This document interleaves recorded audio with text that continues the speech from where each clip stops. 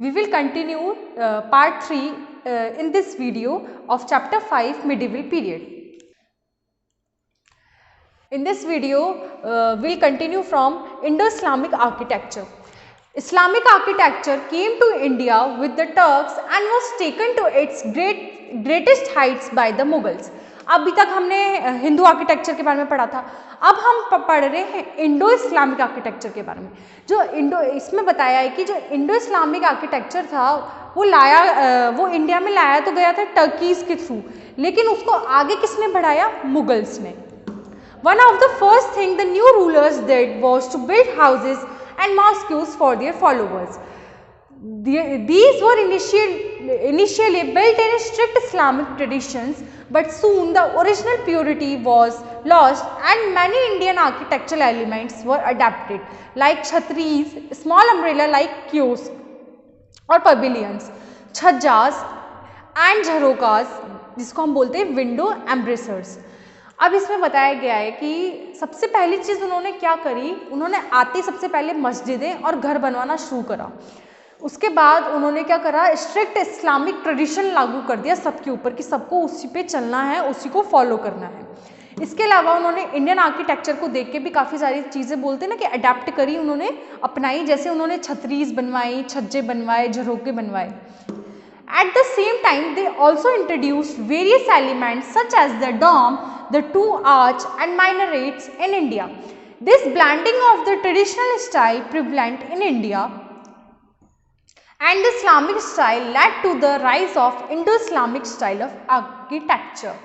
इसी के साथ बोल सकते हैं कि उन्होंने काफ़ी सारे नई नई चीज़ें भी इंट्रोड्यूस करी, जैसे डॉम्स बनवाए उन्होंने, काफ़ी सारे आर्चेस बनवाए, माइनरेट्स बनवाए इंडिया में। इसकी वजह से क्या हुआ कि जो इंडो इस्लामिक जो स्टाइल थी आर्किटेक्चर की, वो भी क्या हो गई, इंडिया में आ गई प्रॉपर तरीके से।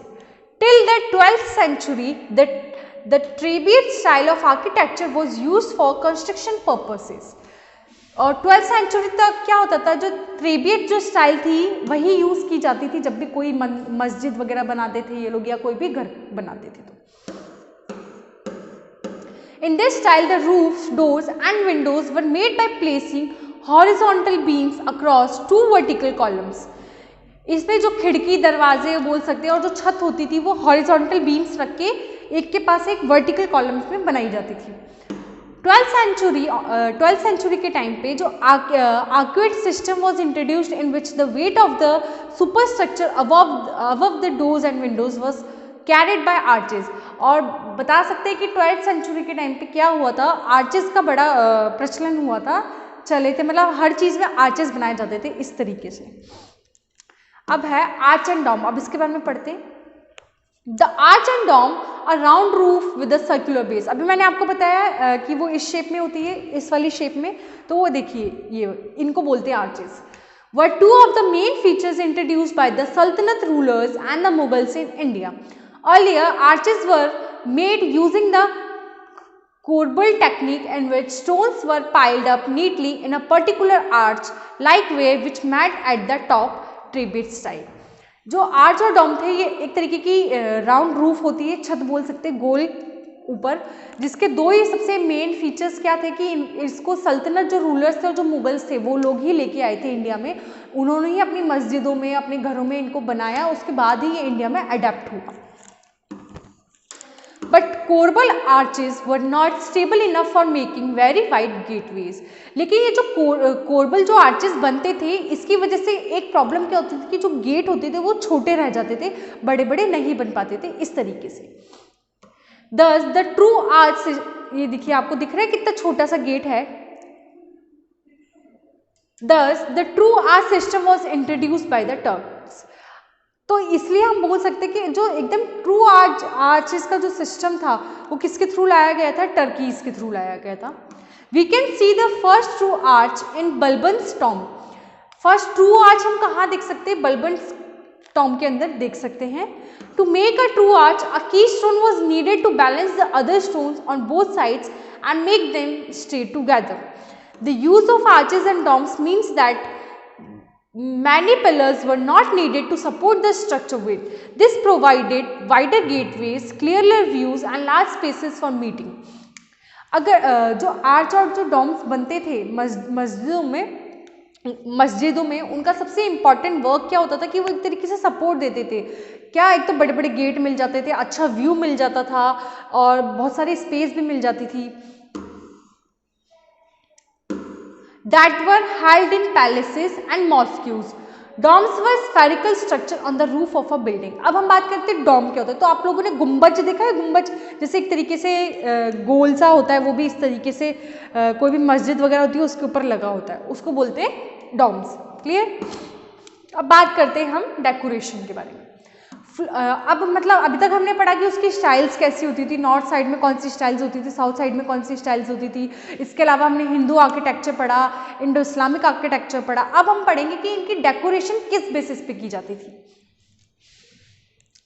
Floral and geometric designs were used in the buildings of this period. Many Hindu designs such as the swastik, bell and lotus were adopted by the Turks and the Mughals. तो जो ये भी हम Indo Islamic के बारे में पढ़ रहे हैं कि उनकी डेकोरेशन किस अकॉर्डिंग होती थी। तो फ्लोरल बोल सकते हैं और ज्योमेट्रिकल डिजाइंस लाइक ट्राइंगल हो गया, सर्कल हो गया, ये ज्योमेट्रिकल डिजाइन हो गई। और फ्लोरल मतलब फूलों का यूज करके क्या किया जाता है, ये जो बिल्डिंग्स हैं इनको पूरा किया जाता है, इनकी डिजाइनिंग पूरी की जाती थी। काफ़ी सारे हिंदू टेम्पल्स हैं जिसके अंदर स्वास्तिक लगते थे, बेल्स लगती थी, कमल के फूल लगते थे। उन सबको देखकर इन्होंने सेम अपने मंदिरों की और अपने जो मस्जिद है इनकी, उनकी डिजाइनिंग भी वैसी ही की थी। कुरानिक इंस्क्रिप्शन इन कैलीग्राफी इन 12 गुंबद मॉस्क्यू दिल्ली। ये देखो इस तरीके से इन्होंने बताया है कि ऐसे डेकोरेशन की जाती थी, कार्विंग्स की जाती थी स्टोन पे ना। Now, an important point to remember is that human and animal figures were not used while decorating an Islamic structure. सबसे इम्पॉर्टेंट चीज़ क्या होती थी कि ये लोग ध्यान रखते थे कि किसी भी इंसान और किसी भी जानवर बोल सकते हैं एनिमल का फिगर यूज़ नहीं किया जाता था। ये जब भी डिज़ाइनिंग करते थे अपने मस्जिदों की या अपने जो इस्लामिक स्ट्रक्चर्स होते थे उनकी। This is because it was considered un-Islamic to celebrate life forms. One of the reasons for the large-scale destruction of temple by the Muslim rulers and invaders was the use of human and animal sculptures and paintings in the temples. ऐसा इसलिए होता था क्योंकि Islamic में बोला गया है कि बताया गया कि वो सिर्फ जो जीवित लोग हैं उन्हीं के बारे में बात करते हैं, उन्हीं को समझते हैं। सबसे बड़ा रीज़न जो मुस्लिम रूलर्स थे उन लोगों ने मंदिरों को डिस्ट्रॉय क्यों किया था, तो सबसे बड़ा हम बोल सकते हैं रीज़न भी यही है क्योंकि हमारे जो हिंदू टेम्पल्स हैं उनमें काफ़ी सारे एनिमल्स की जो स्कल्पचर्स हैं, जो स्टैचूज़ हैं उनको यूज़ किया गया है, ह्यूमन के उनको यूज़ किया गया है, इसलिए उन लोगों ने उन सबको ख़त्म कर दिया। The Islamic rulers had verses from the Quran beautifully carved on the walls. इसकी जगह वो लोग क्या करते थे, जो कुरान होता है उनकी जो होली बुक है कुरान, उसके जो वर्ड्स होते थे उनको ही क्या करते थे, स्टोन्स में कर्व्ड करवा देते थे, कार्विंग करवा देते थे, छपवा देते थे और दीवारों पे भी लगा देते थे। कैलीग्राफी और the art of ornamental writing became very popular during this time. और उसी टाइम से हम बोल सकते हैं कि कैलीग्राफी जो आर्ट है वो काफ़ी फेमस हो गया था। Sultanate architecture. The Sultanate rulers built mosques, tombs, minars, forts and fortress cities. The Quwwat-ul-Islam Mosque, the Qutub Minar, the Alai Minar, the Tughlaqabad Fort and the Firoz Khan Kotla fort are some important monuments of this period. ये जितने भी forts हैं, जितने भी किले हैं, जैसे कुतुब मीनार हो गई, ये कुव्वत उल इस्लाम जो मस्जिद है वो हो गई, तुगलाबाद फोर्ट है, फिरोज़ खान शाह कोतला है, ये सारे सल्तनत आर्किटेक्चर के एग्जाम्पल हैं। Initially they built on palaces, grounds and temples belonging to the defeated rulers. Then they used materials procured from the destroyed buildings to build structures elsewhere. Gradually they begin building structures from specially prepared stone called dressed stone. The Lodhis instituted the concept of garden tombs to India.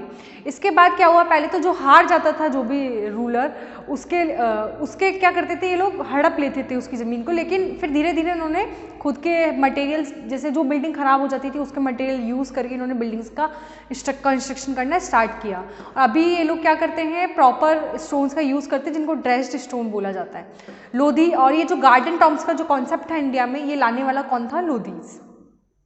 So now further chapter we will continue in next part. Thank you.